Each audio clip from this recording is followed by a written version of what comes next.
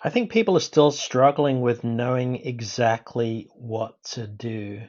While DNI has been certainly elevated in importance in the last 3 to 6 months, I still see a lot of companies flailing a little bit in terms of understanding what the right path forward actually needs to be, and they don't know how to measure success.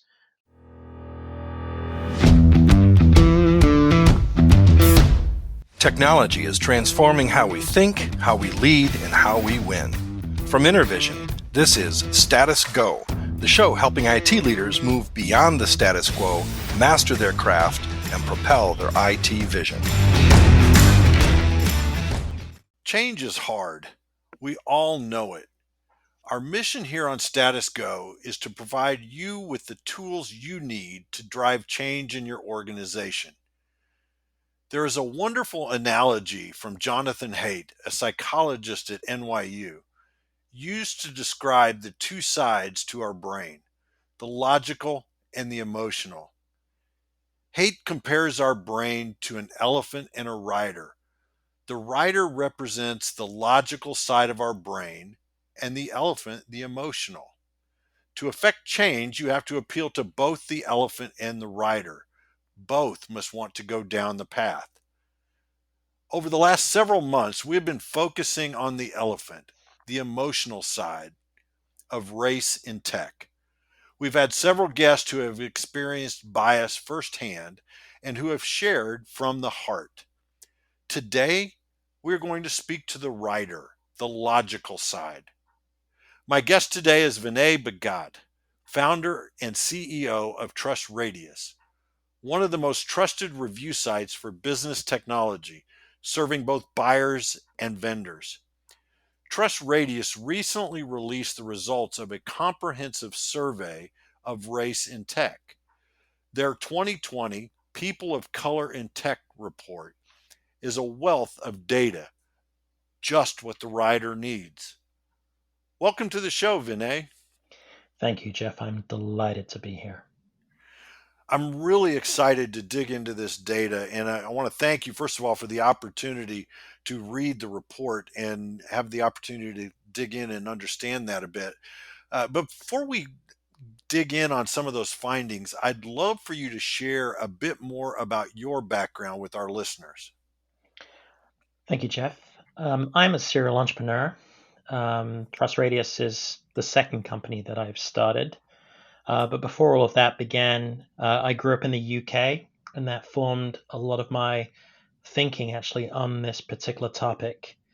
My first company that I started was a company that helped the nonprofit sector use the internet for fundraising. We became a public company, and then I sold it in 2012. And Trust Radius is, as you mentioned, a customer review platform for enterprise technology. We serve about 1 million people every month who come to our site to get advice they can trust. So, for those who may not be familiar with Trust Radius, is it similar to Gartner and Forrester, or are there differences? Material differences. The problem we're attempting to solve is similar in terms of providing sage advice to technology buyers to help them make decisions, the right decision, and to do so in a confident way. But the approach is fundamentally different. Instead of relying on an analyst who needs to scramble to become an expert on a category, we rely on the wisdom of the crowd. We Uh, believe that the user of technology fundamentally is going to be the best source of truth. And we crowdsource perspectives from hundreds of thousands of people to give advice to their peers. so it's a peer platform. That's excellent. Trust Radius has issued a Women in Tech report the last couple of years. What led you to develop the People of Color in Tech report? Well, I think all of us as leaders in America had a big wake up call this year with the killing of George Floyd, and then all of the protests around the country just brought the issue to a head, and I think made us all sit back and think about are we doing everything we can do as leaders to improve society? And the answer I arrived at was clearly no. We can be doing more. The tech industry is not as diverse as it needs to be. One of the beautiful things about the technology industry is that it does create a lot of economic wealth for participants. Salaries tend to be high relative to the norm, and that one of the best ways to kind of create equity in this country is by creating economic equity and driving again participation of all communities in this wonderful industry that we participate in. On a more personal level, while I've never experienced racial barriers myself in America, I am, and I'm of Indian descent. Grew up in the UK.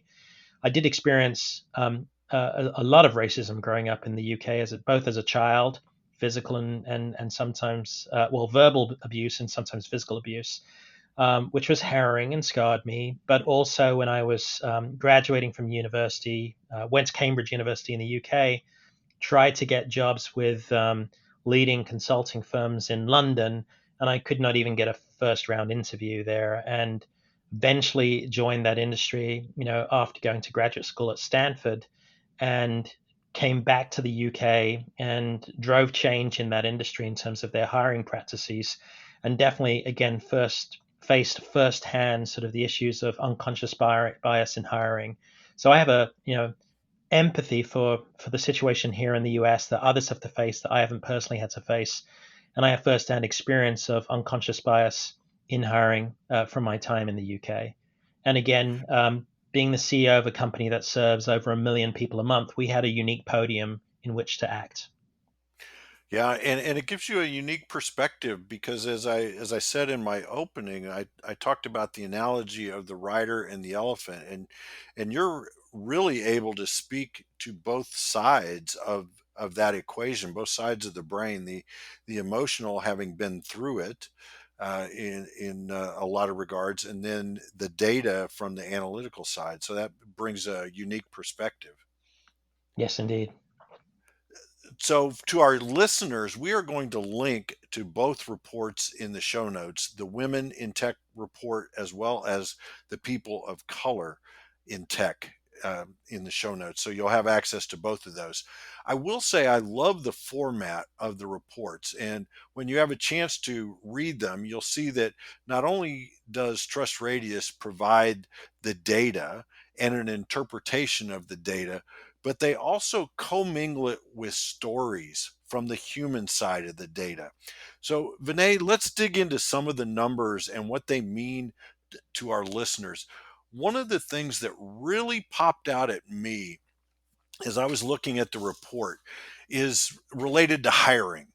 And so the survey, and I'll paraphrase it just a little bit, and then I'd love for you to kind of dig into those numbers a little bit. That unconscious bias in hiring and promotion is a big problem in the tech industry.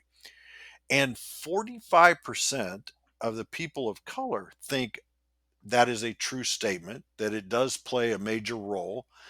And only 27% of the white respondents agree. So, what is that saying to you as you interpret that data? It says obviously that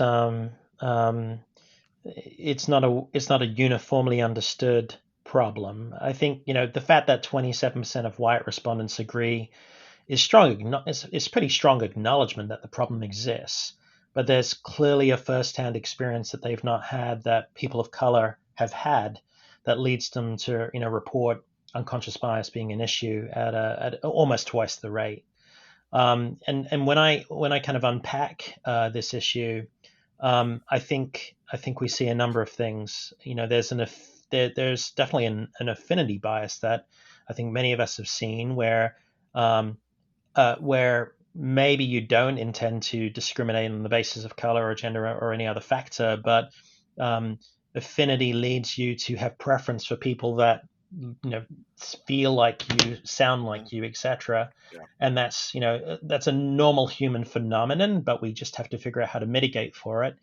And then also there's the whole notion of how does the person of color candidate feel in the interview process. We hear a lot in anecdotal commentary that the candidate experience isn't always great. They don't get to meet people who they feel that they can, relate to. No one wants to be, an island of one, in a company. So the issue is sort of complex and hits on both sides, but clearly the issue is felt firsthand much more by people of color.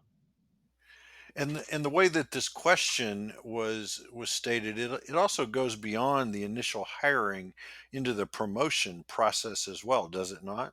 Absolutely. So as we think about that, what are some things that you could say or recommend to our listeners? How do they change that? We've been having these conversations about the unconscious bias in hiring, but how do we continue to educate and elevate that topic? We're not a massive company, but one of the steps that we've taken is a proactive focus on unconscious bias workshops and training. Mhm. So, one of my team members assembled a list of online resources and tutorials from Harvard and LinkedIn and Grovo and some other kind of resources like that. The prep work for each of the workshops we did took each individual about 90 minutes. It was mandatory. We had small teams, typically of 6 to 10 people meet at a time, and a facilitator. I facilitated actually most of the sessions myself personally. Where I couldn't, I'd get another leadership team member to do that, and we just talked openly and honestly for an hour about both the results of the test that we took, where we would talk about any biases that showed up in our own testing, and then our own life experiences. And I think I was really fortunate to have had a chance to facilitate so many of those workshops myself, because I learned a lot more about my team. And one of the things I kind of declared up front was it's okay to admit that you have a bias. I mean, everyone does. Everyone has some level of bias. The question is, do you acknowledge it, and do you want to you want to mitigate for it? And so, just having that honest dialogue with people, I think, is critical. I had a number of people, basically admit that they'd had affinity biases in interviewing and that they were going to keep them more in check. We also learned a lot about, the idea of microaggressions, where a person um, may feel things, and another person may say something and not realize what they're saying, that makes that person feel small, or not able to speak up. So I think the first step is really just acknowledging the issue exists, and then taking simple steps to kind of educate team members and have an honest dialogue about the issues. Mhm. I think one of the other statistics that your survey uncovers is in the area of discrimination itself. And while the numbers of the first part of this probably aren't surprising, and that is that 43% of people of color have experienced racial issues at work, whereas 81% of whites have not. The part that I found surprising or interesting, to say it better, is only 50% of the people of color feel comfortable talking about these issues with HR, compared with 64% of the white respondents. Unpack that for us a little bit, Vinay. What is that saying to you as a leader of a company, and someone who's responsible ultimately for the HR function of a company as CEO? Yeah, I mean, I think it may be reflective of society at large, where a lot of communities in our country have almost accepted their fate for too long. And it's only been recent events that have actually given them confidence and a voice to really speak up and protest. And maybe the same concept applies to the workplace, where people have just grown to accept certain things. Now, in terms of racial issues at work, we didn't necessarily unpack this, but I don't know how much of it is like really overt racial abuse versus microaggressions. I suspect that microaggressions play a bigger role. And that's why I believe there's so much importance in kind of educating on microaggressions. But I think in terms of the reporting factor, I think a lot of people just sort of accepted the fact that this is my lot in life. This is, this is what I should grow to expect. Interestingly, you mentioned some of the people that we kind of profiled and interviewed. Um, there's a very different experience or diaspora for Black Americans who've grown up overseas in places like Nigeria or the Caribbean versus Black Americans in the US. I have good friends. I had a friend I went to business school with at Harvard who grew up in Bermuda, where he, really didn't face any, overt racism. And when he came to the US, he was sort of almost experiencing it for the first time, and therefore he reacted very negatively and sort of challenged it. Whereas he Hmm. said that a lot of African Americans had almost kind of grown accustomed to that was just how things were. Yeah. So I think there's something to that. Like when you've grown up with something your whole life, maybe you just tolerate it. You're unhappy about it, but you accept it. Versus if you've either been given a chance, like in modern societal conditions, to speak up, or you've never experienced it before, you're going to be more vocal. Yeah. Yeah. That's true. I think the other aspect that some of what I've heard in talking with others on this program as well as in other contexts is that that they're tired. They're tired of raising these issues. They're tired of trying to educate their coworkers on these issues, and there's this feeling of exhaustion from the weight of having to be the voice of their entire race in many situations, and I think that's got to play into it as well.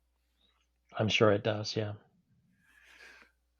So there was one area of at least one area of good news in the survey, and that is that the numbers are rising. We're seeing an increase of more people of color in tech now compared to 10 years ago. And you call out some of the cities in your survey: Atlanta, Dallas, Fort Worth, Chicago. But what message are you hearing in that number, Vinay? Um, I'm hearing that to your point, there is positive change afoot. That there is, I think that those communities have realized that there is a good career to be had in the tech industry, and change does beget change. Where as people ride to positions of leadership, if they are people of color, they are in a position to tap more into their communities and recruit more to the mix as well. Um, and I think there's hope here.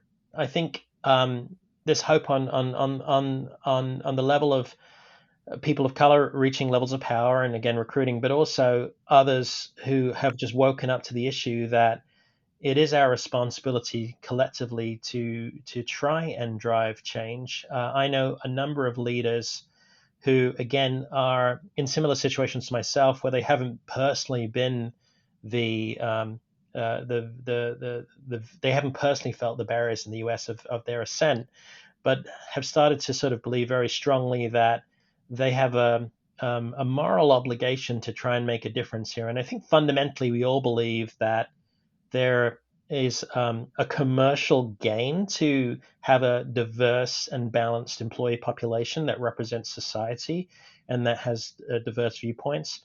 Um, but back to this point about kind of regional change, it's not perhaps surprising that we're seeing the fastest change in areas that do have larger minority populations.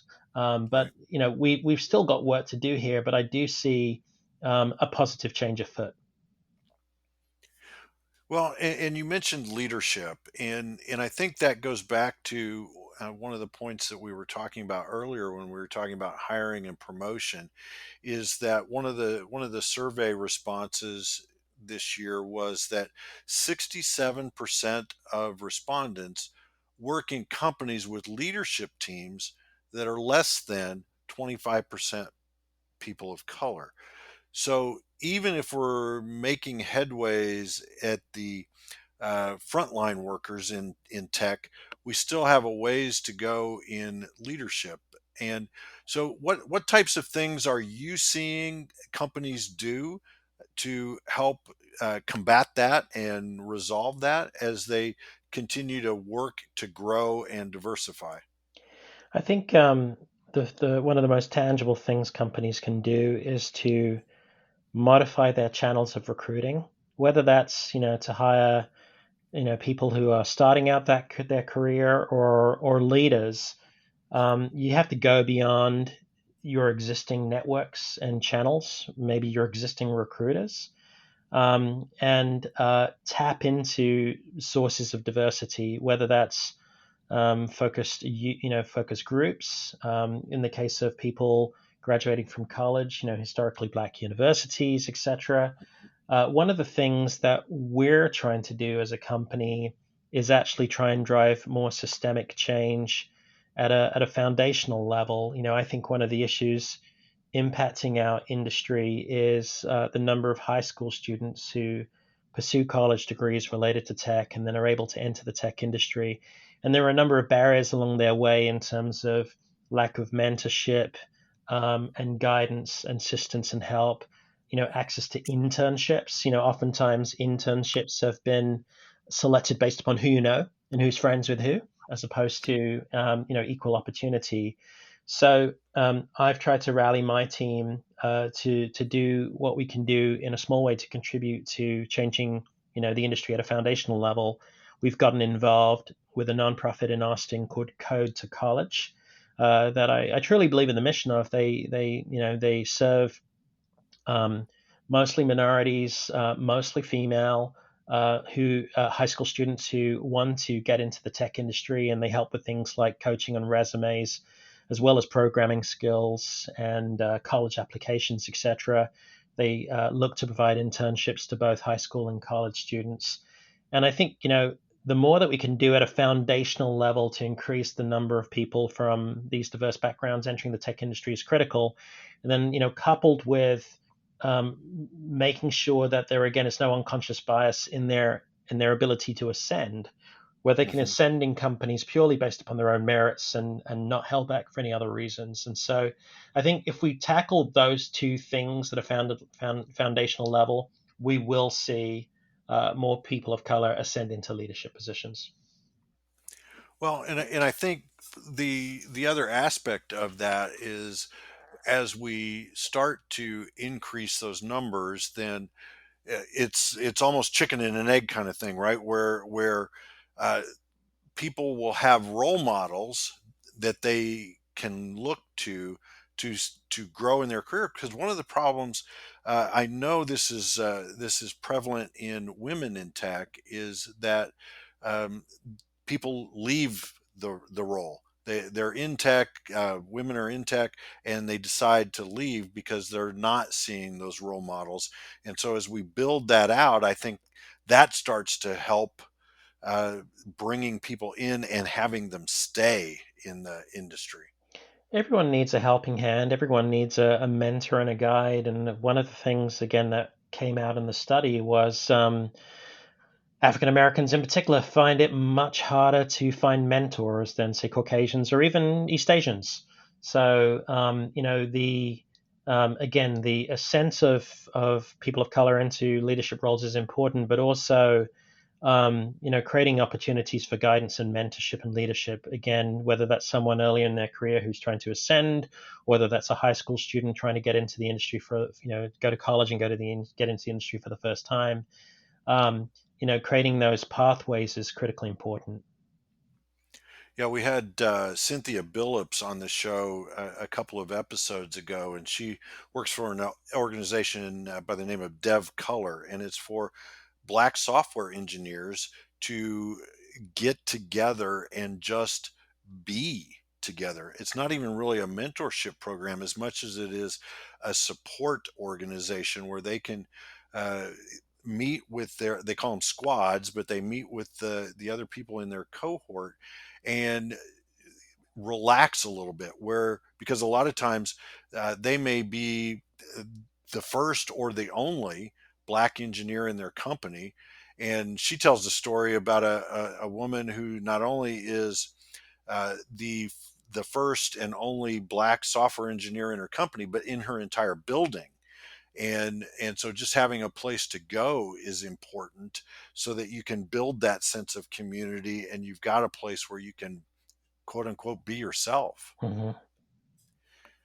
So let's turn our attention to D&I initiatives, diversity and inclusion initiatives. And your the survey came back that companies see that the respondents are seeing that they can be effective. However, there seems to be a disconnect between the C-suite and the rest of the organization, in that the CEOs are split about 50-50 on whether they are effective. So what do you see in that piece of data, Vinay? I think people are still struggling with knowing exactly what to do. While DNI has been certainly elevated in importance in the last 3 to 6 months. I still see a lot of companies flailing a little bit in terms of understanding what the right path forward actually needs to be, and they don't know how to measure success. They don't know um, exactly. They know that it's important. They know that their employees at large want them to make progress, but I think a lot of leaders are struggling to understand exactly what success looks like. And so, to me, I think there are a number of things you don't want to do. I mean, one of the things that I've seen some companies do is set quotas, which I don't think is the right strategy. And a lot of people more learned than me on this topic have kind of concurred that quota setting is not the right approach. But there are tangible things that one can do, like really training team members around unconscious bias, making sure that your recruiting channels are appropriately diverse, making sure that your recruiting methodologies don't, introduce any kind of affinity bias, making sure that people in your company have an outlet to report issues like microaggressions for themselves. So I think the answer really lies in getting very concrete around what to go execute and do, and being just thoughtful and deliberate about it. And I think all too many CEOs right now perhaps know it's important, or at least are hearing from their employees that they believe it's important if they haven't personally embraced that, but they are flailing in terms of exactly how to go about driving change. Yeah, sometimes it does. It comes down to what you're measuring and what does success look like, and depending on what the CEO is measuring or seeing, uh, there it creates that disconnect.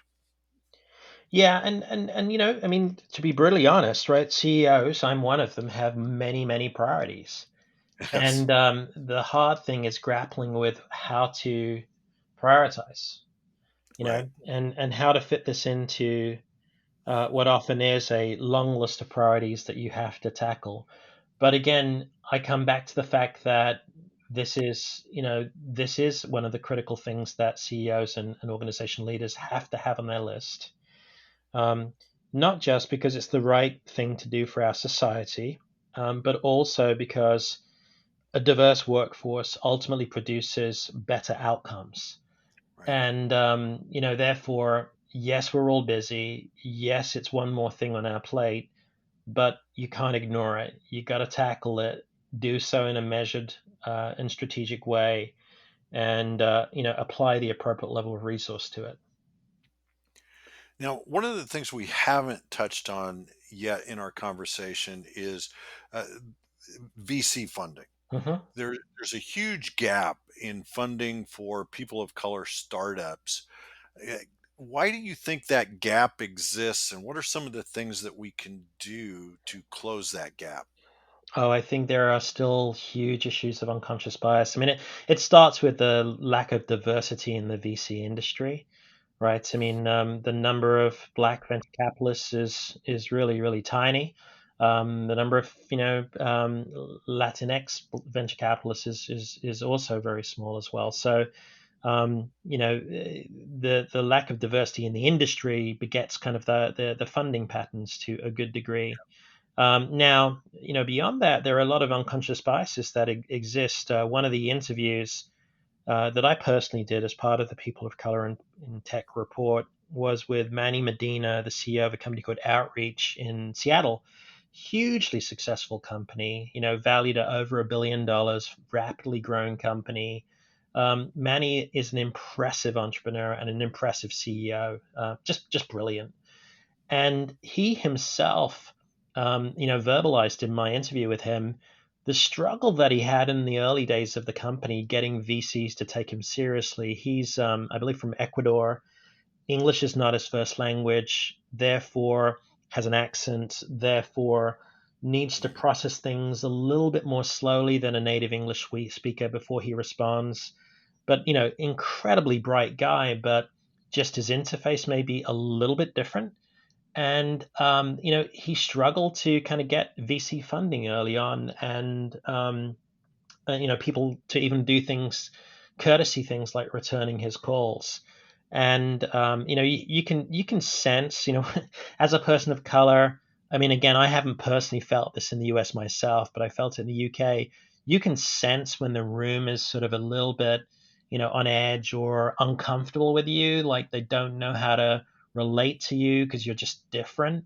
And I think a lot of people of color entrepreneurs will share that experience where people are polite, but you kind of read that there's an undertone there, just in some of their lines of questions and how they treat you. So I think massive unconscious bias exists in the VC world, and a lot of it stems down to the lack of diversity in the VC industry. Do you think there is overt racism and discrimination that takes place, or is it predominantly unconscious I think that it's primarily unconscious again. okay? Again, if I listen to Manny's experience, he talks differently, he processes differently.